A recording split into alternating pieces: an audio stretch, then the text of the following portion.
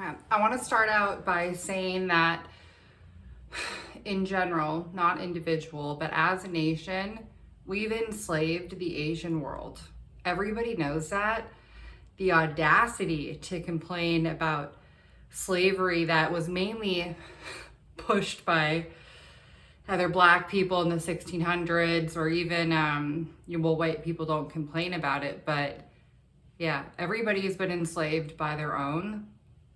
Back to today though, like, we've absolutely enslaved the Asian world. And the fact that people want to complain in 2026 when they know slaves had made, harvested, mined, almost everything they touch is out of this fucking world. So I finally am getting to one of Candace Owens' recommendations, Chaos. It was like 10 bucks on Amazon, maybe 20. I think I even got a used version. I don't know. Could have been 5. Who knows? And the writing is a little too floral for my liking when I'm wanting like hard data. But I found finally in my evening reading something about the amphetamine research project. So I'll just begin. It's page 302. The author is Tom O'Neill. The book is Chaos.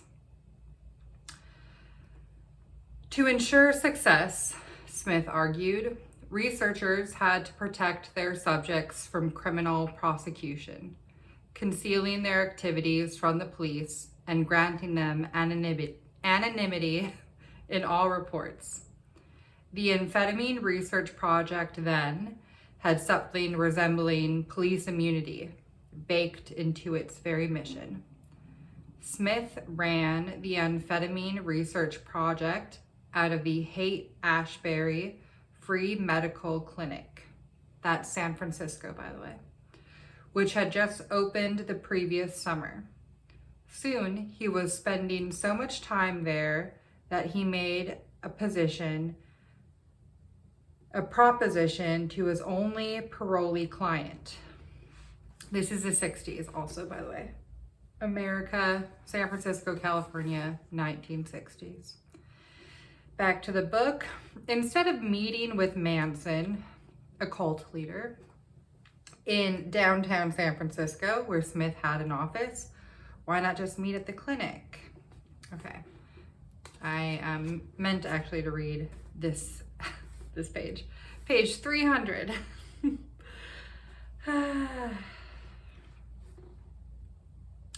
Okay. Coda the speed scene.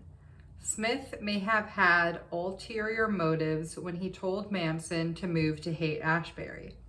As a part of his criminology research, he'd been tapped to lead a study on amphetamines and their role in the violent behavior of Haight-Ashbury hippies. The National Institute of Mental Health funded this study, as they had the San Francisco Project. In 1976, a Freedom of Information Act request forced the National Institute of Mental Health to acknowledge that it had allowed itself to be used by the CIA as a funding front in the 60s. Smith hoped to learn why some people, but not others, became psychotically violent on amphetamines. I'm going to stop it right there. No. No. Amphetamines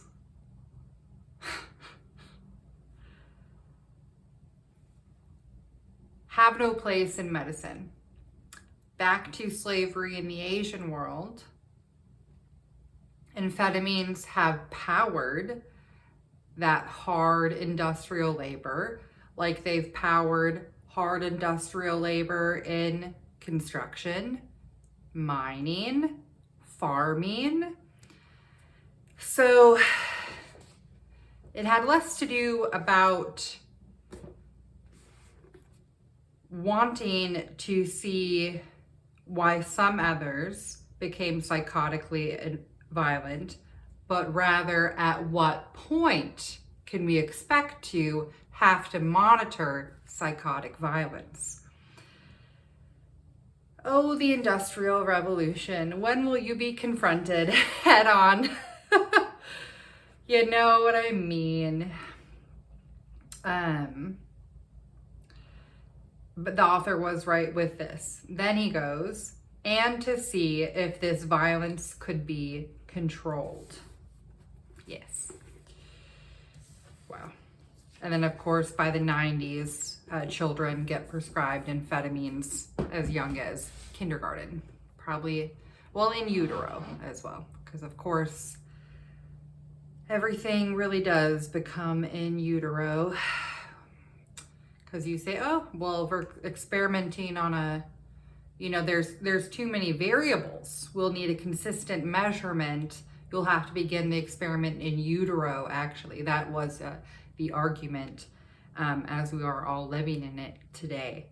Very sad. I was in utero on methamphetamine. My dad was a major warlock gang member, still is, but used to be a real major meth dealer, and many of my uncles, Hells Angels, major meth dealers. And you know, you can't talk about meth in the 60s without talking about cocaine in the 1500s.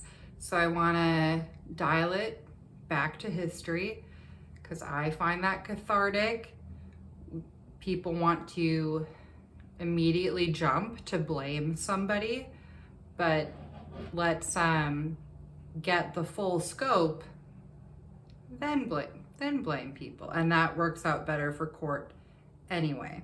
It also coaxes people who might be part guilty, part not, or know who's more guilty than they, to come forward. The more truth usually brings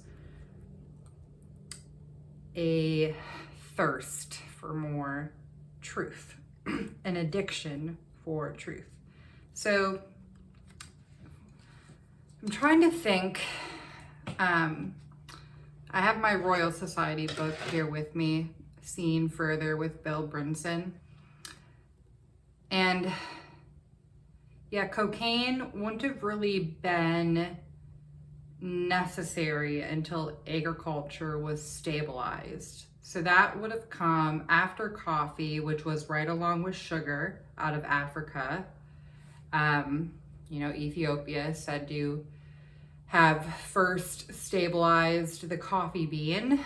And, you know, various Asian and African countries with sugar. Then when we meet the New World, I don't know if we brought sugarcane to plant. They must have had some sort of sugarcane. And, you know, we really should, as a people, study more of the Philippines journey eastward, which is our west. So like Chile, a lot of Filipino kingdoms, you know, would reach as far as the Galapagos in Chile.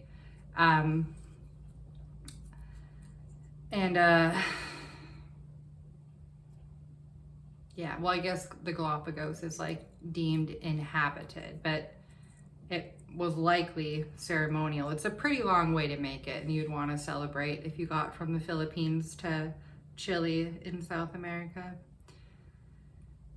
And so that's like 1400, 1500 with sugar and coffee. I'm trying to like,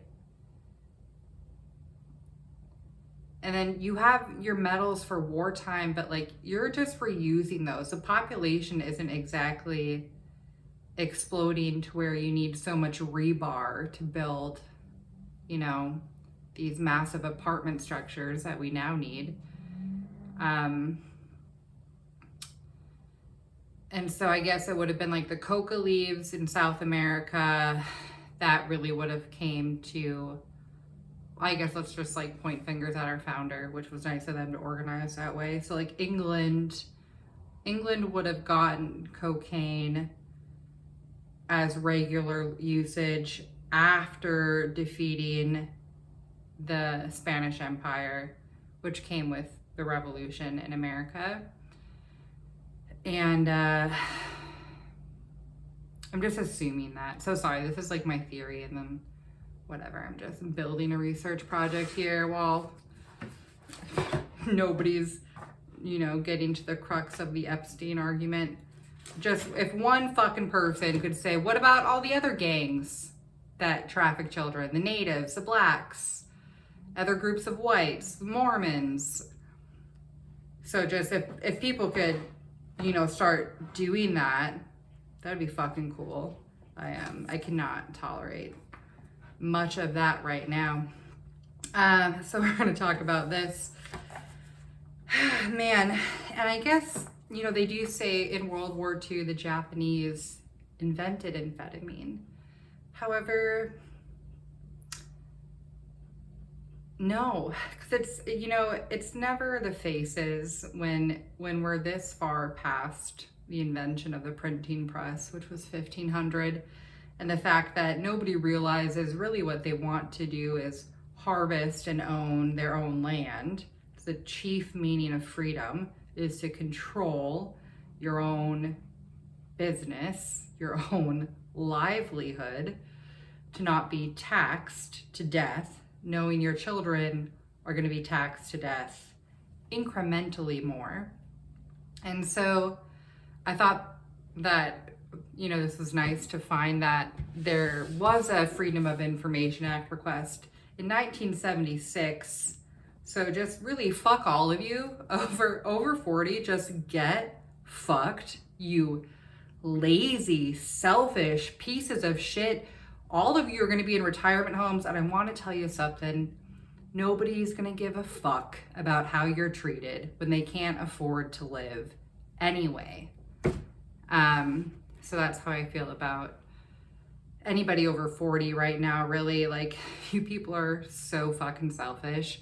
We have a whole generation, a whole 10-year gap of people who can't fucking comprehend from reading. Not to mention just the child rape pandemic, child sex abuse pandemic, children menstruating at 8 years old, men having less than 3/4 of the testosterone of their grandparents. Oh my gosh, tell me how I hurt your fucking feelings today. Tell me how I hurt your feelings. Jesus Christ. I thought this was going to be relaxing. It's not. And I really used to be so mean. Because I always knew I wanted to get away from my dad.